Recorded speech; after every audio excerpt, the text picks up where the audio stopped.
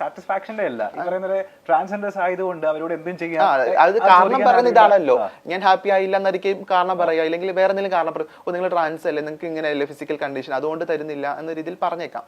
അപ്പം അതാ പറഞ്ഞത്, നമ്മൾ പോകുമ്പോൾ ഒരു ഇതൊക്കെ പറഞ്ഞിട്ടായിരിക്കും അവർ മിക്കപ്പോഴും പറയുന്ന ഒരു കാര്യമാണ് ഞാൻ കേട്ടിട്ടുള്ളത്, ഈ സാറ്റിസ്ഫൈഡ് ആകുന്നില്ല എന്നുള്ളത്. അപ്പൊ എനിക്ക് തോന്നുന്നില്ല കേട്ടോ അങ്ങനത്തെ ആരെക്കാളും ഒക്കെ തന്നെ ഈ പറഞ്ഞ എല്ലാരെ പോലും കഴിവുള്ള എല്ലാവരെ പോലും പറ്റുന്ന ആൾക്കാർ. ശാസ്ത്രം പറയുന്നത് മറ്റാരെക്കാളും സാറ്റിസ്ഫൈ ചെയ്യാൻ പറ്റിയിട്ടുണ്ട്. അത് എനിക്ക് ശാസ്ത്രീയമായി എനിക്കറിയില്ല കേട്ടോ, ആയിരിക്കാം.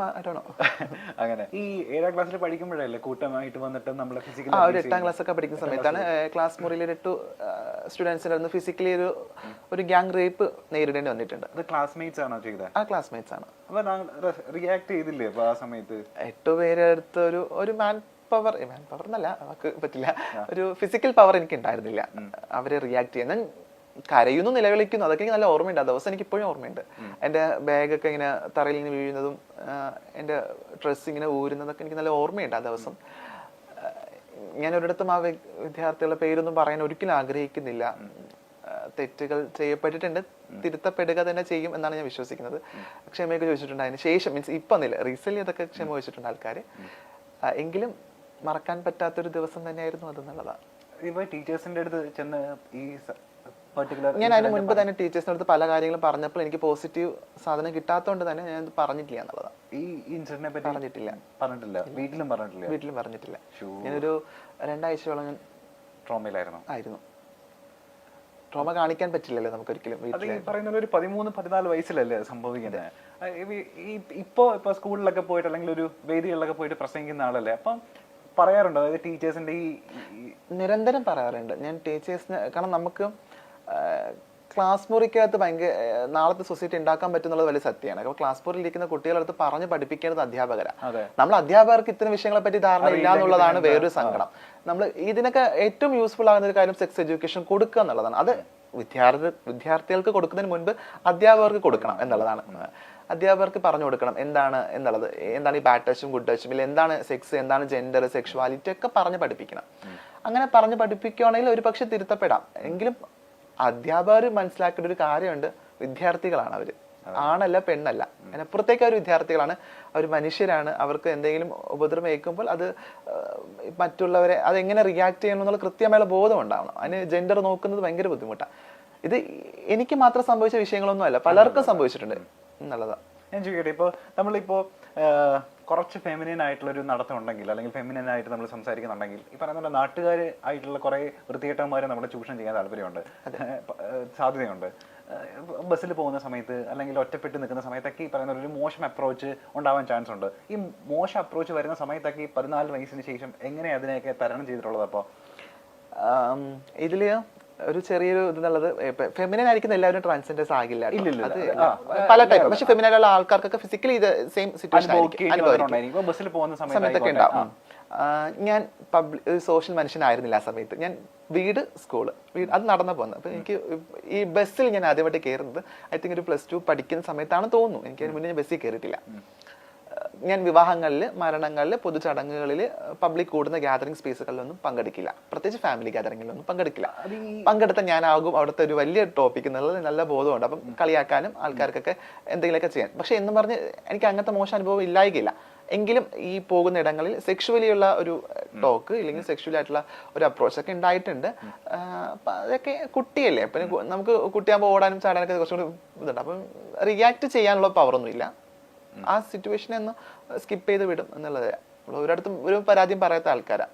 പറയാനുള്ള ധൈര്യം ഇല്ല, പറയാൻ പറ്റാറില്ല. എനിക്ക് എപ്പോഴും ഓർമ്മയുണ്ട്, ഞാൻ +2 ഞങ്ങൾ പഠിക്കുമ്പം ഞാൻ എൻ്റെ ഫ്രണ്ട്സിൻ്റെ അന്ന് അങ്ങനെ നിർബന്ധിക്കപ്പെട്ടൊരു ദിവസം, ഇപ്പം ഫ്രണ്ട്സിനോട് ഇങ്ങനെ പുറത്ത് പോകണം എന്ന് ഇങ്ങനെ ഫ്രണ്ട്സൊക്കെ നിർബന്ധിച്ചൊരു ദിവസം ആണ് തോന്നുന്നു. അപ്പം ഇങ്ങനെ പോയ സമയത്ത് എന്നൊരു ആളിങ്ങനെ ഈ പറഞ്ഞ കണക്ക് സെക്ഷുവലി ഇങ്ങനെ സംസാരിച്ചു. ഇയാൾ ഭയങ്കര ഫെമിനൈൻ അല്ലേ, മറ്റേതൊക്കെ ആയിരിക്കും, മറ്റൊരു വേർഡ് യൂസ് ചെയ്ത് മറ്റേതായിരിക്കും, ഇങ്ങനെ കിട്ടുമോ എന്ന രീതിയിലൊക്കെ. അപ്പൊ ഞാൻ ഇത്രയും ഫ്രണ്ട്സിൻ്റെ ഇടയിൽ നിൽക്കുക. അപ്പൊ നമ്മൾ എന്താ ചെയ്യുക, ഫ്രണ്ട്സ് അപ്പം നമ്മളെ സപ്പോർട്ട് ചെയ്യുന്നു നമ്മൾ കരുതും. അവിടെ അതല്ല സംഭവിച്ചത് എന്നുള്ളതാണ്. ആ ഫ്രണ്ട്സ് തിരിച്ച് അതെ, അതൊരു ഇങ്ങനെയൊക്കെ ഉണ്ടാകുക എന്നുള്ളത് നമ്മൾ സ്വയം നമ്മൾ ചിന്തിക്കുമ്പോൾ നമുക്ക് ഒട്ടും പറ്റില്ല അങ്ങനത്തെ സിറ്റുവേഷനൊക്കെ എങ്ങനെ ടോളറേറ്റ് ചെയ്യുന്നുള്ളത്. അതൊക്കെ ടോളറേറ്റ് ചെയ്യേണ്ടി വന്നു എന്നുള്ളതാണ്. ഈ നേരവും കടന്നു പോകും എന്നുള്ളതായിരുന്നു. ഈ ട്രാൻസ്ജെൻഡർ ആവാൻ പോയതിനു ശേഷമുള്ള ഒരു ജീവിതം ഉണ്ടല്ലോ, അതായത് ഈ മമ്മിയുടെ കൂടെയാണ് അപ്പൊ താമസിച്ചതൊക്കെ, സർവൈവ് ചെയ്തതൊക്കെ അവിടെ നിന്നിട്ട് തന്നെയാണ്. അപ്പൊ എത്ര കാലം അവരുടെ കൂടെ താമസിച്ചു? ഞാനൊരു 1.5 years അവരുടെ കൂടെ ആയിരുന്നു. എനിക്ക് പിന്നെ ഒരു ലിവിങ് ടു റിലേഷൻ ഉണ്ടായിരുന്നു, ഒരു പാർട്ട്ണർ ഉണ്ടായിരുന്നു.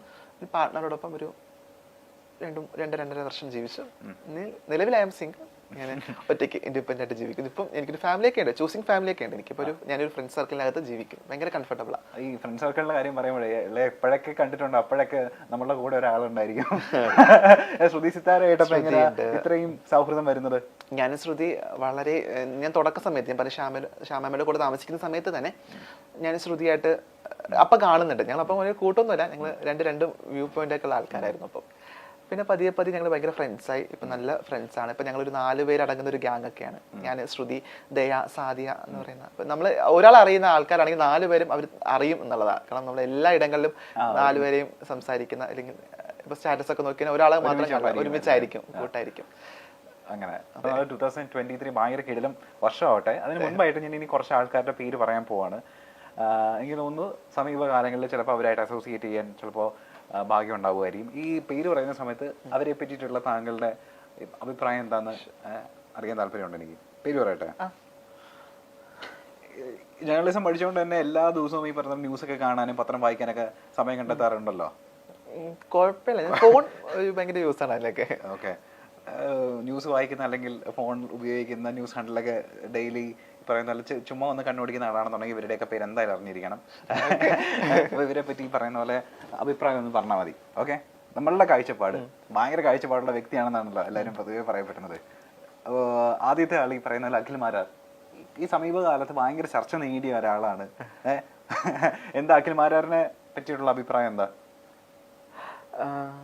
നല്ലൊരു വിമർശകനാണെന്ന് തോന്നിയിട്ടുണ്ട്. ചില കണ്ടന്റ്സ് ഒക്കെ പറയുമ്പോൾ